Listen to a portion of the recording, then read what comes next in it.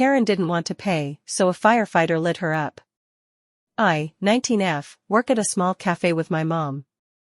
It's just a cozy place where people come for good coffee, warm food, and a bit of kindness. My mom is the gentlest soul you'll ever meet. The kind of person who thanks you even when you mistreat her or apologizes if you bump into her. Yeah, that kind. Yesterday, this woman, a couple, walks in all designer bag, oversized sunglasses, and condescension. She orders a chicken salad, eats 90% of it, I'm not exaggerating, then calls my mom over with an attitude. With the most sour face imaginable, she went, "This food tastes like doo-doo. Absolute garbage.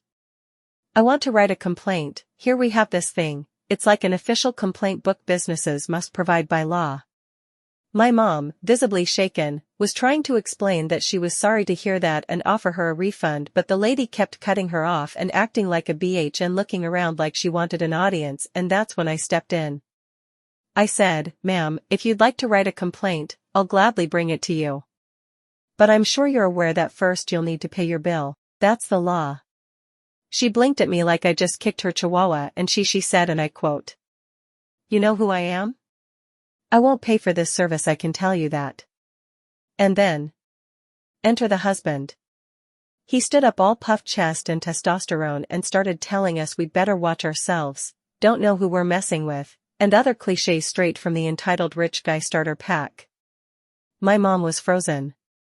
I was trying to stay calm because at this point I almost pooped myself too, lol, because this guy was flexing like he wanted a fight, and then, right before I pooped myself up, the salvation. One of our regulars, Carlos, stood up.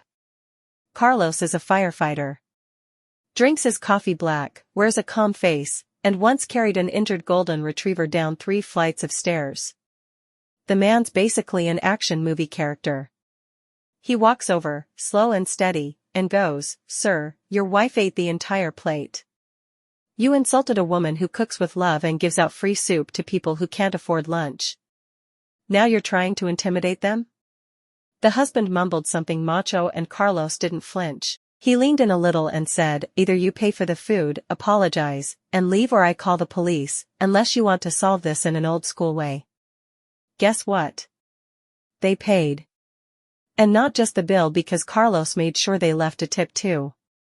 And then Carlos looked at me and said, "Add a bottle of water to their bill." She clearly needed something to wash down all that BS. Mic drop. Thank you, Carlos.